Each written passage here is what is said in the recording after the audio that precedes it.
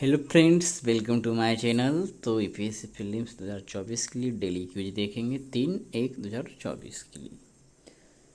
ठीक है, तो जो हमारे चैनल पर नए हैं चैनल को सब्सक्राइब कर लें ताकि आपको नोटिफिकेशन जो है मिलता रहे। ठीक है, तो आइए शुरू करते हैं आज का पहला क्वेश्चन। तो पहला क्वेश्चन है, भारत इटली संबंधों के संबंध में निम्नलिखित कथनों पर विचार कीजिए। ठीक है, और यहाँ देखना है कितने कथन सही है। तो आइए देखते हैं। दोनों देशों के बीच प्रवासन और गतिशीलता समझौते का उद्देश्य अनियमित प्रवासन मुद्दे पर सहयोग बढ़ाना तथा पारस्परिक संबंधों को बढ़ावा देना है। तो पहला कथन क्या है? सही है।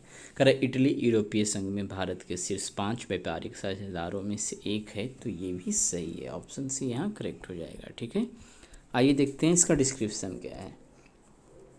तो आप यहाँ देख सकते हैं, प्रवासन और गतिशीलता समझौता। यह समझौता भारत और इटली के बीच लोगों के संबंधों को प्रगाढ़ करते हुए अनियमित प्रवासन से संबंधित मुद्दों पर सहयोग को मजबूत करने के लिए तैयार है। अतः कथन एक सही है।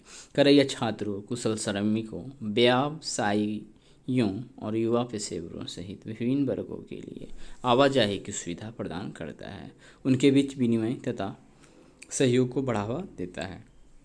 इटली यूरोपीय संघ में भारत के शीर्ष 5 व्यापारिक साझेदारों में से एक है। अतः कथन 2 सही है। ठीक है, तो आइए देखते हैं और भी। वर्ष 2022-23 में दोनों देशों के बीच 14.25 मिलियन अमेरिकी डॉलर का द्विपक्षीय व्यापार किया गया। कर इटली को भारतीय निर्यात की मुख्य वस्तुएं तैयार वस्त्र, चमड़ा, लॉयस्क, मोटर वाहन, कपड़ा, रसायन, रत्न एवं आभूषण हैं।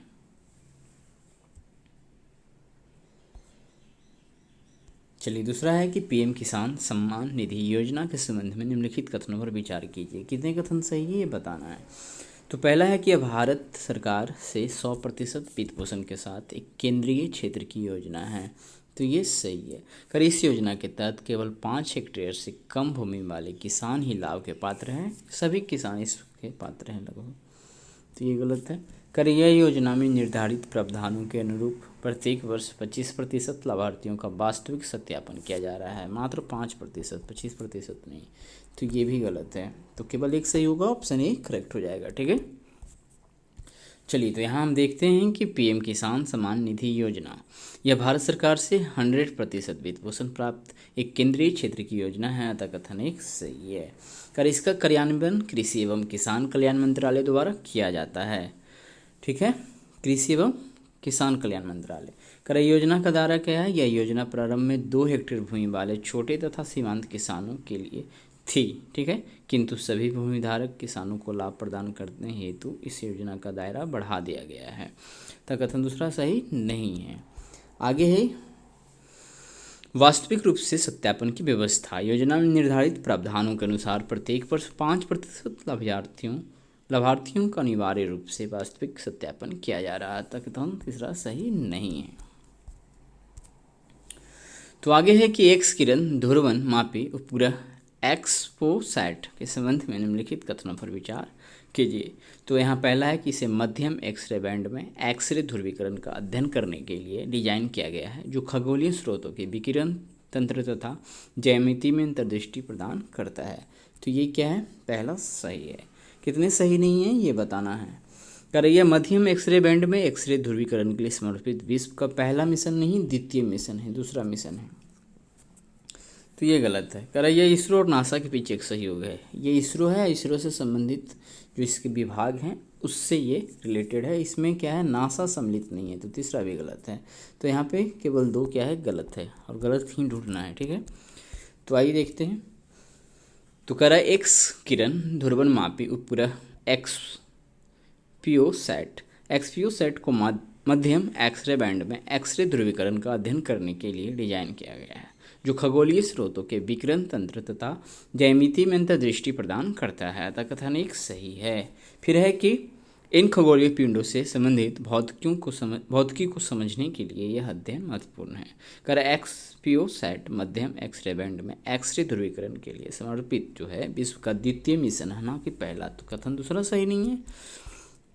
आगे क्या है? तो आगे आप देख सकते हैं कि वर्ष 2021 में लॉन्च किया गया नासा का इमेजिंग एक्सरे पोलारिमेट्री एक्साप्लोरर किसी अंतरिक्ष एजेंसी द्वारा किया गया पहला ऐसा मिशन था। ठीक है, और यह भी वाला दूसरा। पूरी तरह से बेंगलुरु स्थित दो संस्थानों इसरो के UR राव सैटेलाइट सेंटर और रमन रिसर्च इंस्टीट्यूट द्वारा निर्मित एक्सफियोसैट का विकास वर्ष 2008 में शुरू हुआ। वर्ष 2015 में इसरो के साथ एक औपचारिक समझौते पर हस्ताक्षर किए गए। अतः कथन तीसरा भी सही नहीं है। तो आइए देखते हैं अगला क्वेश्चन। तो अगला क्वेश्चन है पेगासस स्पाई बेयर के संबंध में निम्नलिखित कथनों पर विचार कीजिए।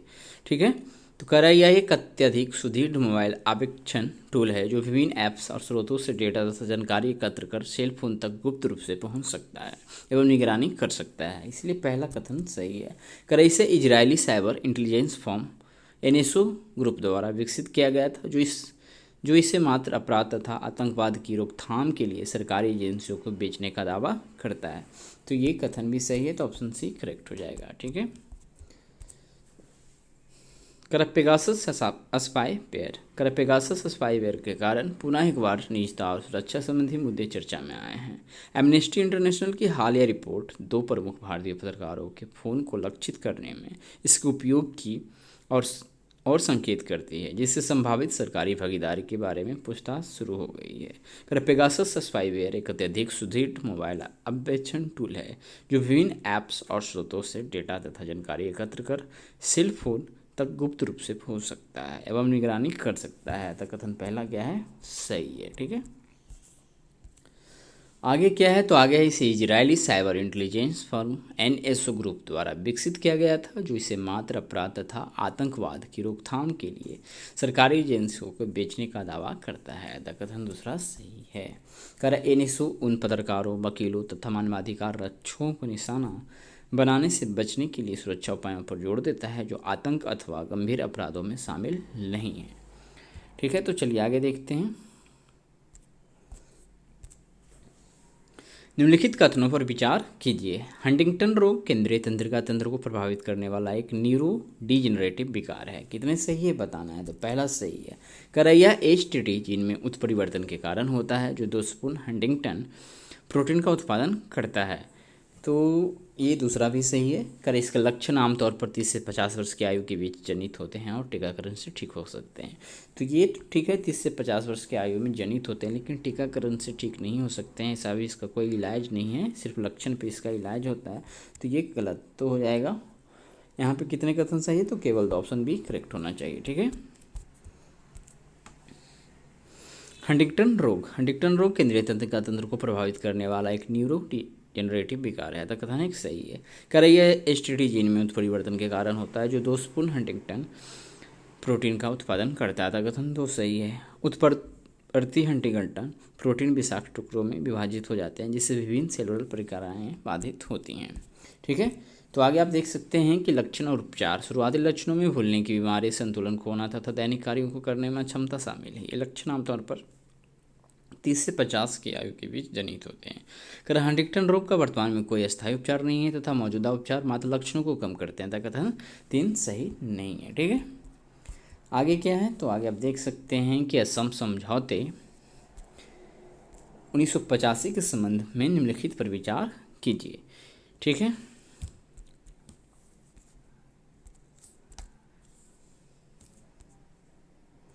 असम समझौते 1985 के संबंध में निम्नलिखित पर विचार कीजिए। तो यहाँ पर है यह केंद्र सरकार, असम राज्य सरकार और असम आंदोलन के नेताओं के बीच एक त्रिपक्षीय समझौता था। ठीक है, तो ये पहला कथन सही है। असम समझौते में वर्ष 1951 की जगह 24 मार्च 1971 की तिथि तय की गई है। तो ये भी सही है। ठीक है, वर्ष 1985 के असम समझौते के बाद नागरिकता संशोधन अधिनियम 1985 के हिस्से के रूप में धारा 6 को अधिनियमित किया गया था। तो ये भी सही है, ऑप्शन सी सही है, तीनों करेक्ट है। थोड़ा सा डिस्क्रिप्शन देख सकते हैं। असम समझौता 1985 यह वर्ष 1985 में भारत सरकार, असम राज्य सरकार और असम आंदोलन के नेताओं के बीच हस्ताक्षरित त्रिपक्षीय समझौता था। तो कम से कम ये ध्यान देना है कि त्रिपक्षीय समझौता था, तो बाकी तीनों खुद याद रहेगा। समझौते पर हस्ताक्षर के परिणाम स्वरूप वर्ष 1979 में all Assam students union ASU द्वारा असम से अवैध अप्रवासियों की पहचान और निर्वासन की मांग को लेकर शुरू किया गया 6 वर्ष का आंदोलन समाप्त हो गया था उस वक्त। ठीक है, तो आगे देखते हैं इसी में कि असम समझौते में वर्ष 1951 की जगह 24 मार्च 1971 की तिथि तय की गई। जो कोई भी स्थिति से पहले असम में आया उसे भारत का नागरिक माना जाएगा। अतः कथन 2 सही है। कर वर्ष 1985 के असम समझौते के बाद नागरिकता संशोधन अधिनियम 1985 के हिस्से के रूप में धारा 6 को अधिनियमित किया गया था। अतः कथन तीसरा सही है।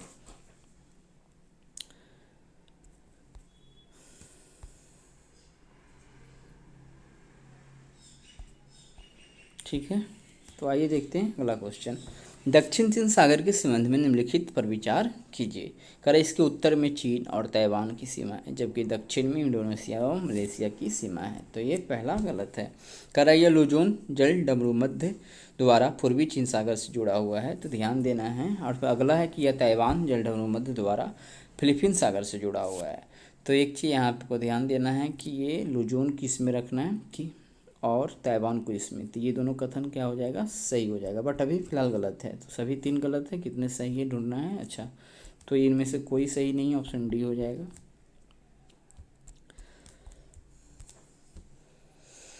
तो दक्षिण चीन सागर सामरिक स्थिति क्या है इसका, तो ध्यान देना है कि दक्षिण चीन सागर की सीमा उत्तर में चीन एवं ताइवान, पश्चिम में भारत चीन प्रायद्वीप जिसमें वियतनाम, थाईलैंड, मलेशिया एवं सिंगापुर सहित है। इसको आप गूगल मैप पे जाके देख लीजिएगा। दक्षिण में इंडोनेशिया और ब्रुनेई तथा पूर्व में फिलीपींस से लगती है।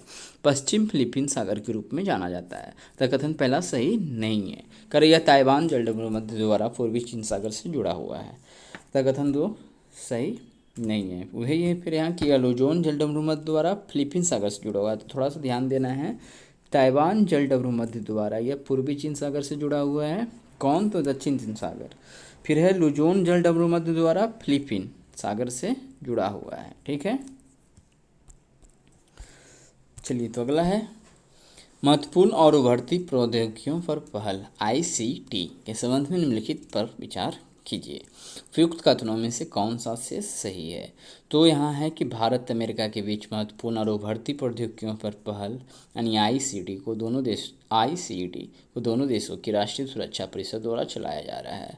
कर इसका उद्देश्य एआई, क्वांटम कंप्यूटिंग, सेमीकंडक्टर्स और वायरलेस टेलीकम्युनिकेशन सहित महत्वपूर्ण तथा उभरते प्रौद्योगिकियों क्षेत्रों में सहयोग को बढ़ावा देना है। अतः कथन यहाँ दूसरा सही है।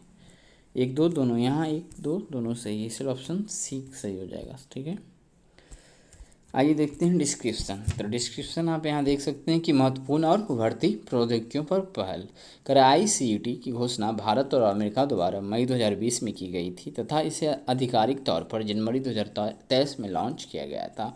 कर इसका संचालन दोनों देशों की राष्ट्रीय सुरक्षा परिषद द्वारा किया जा रहा था। कथन पहला सही है।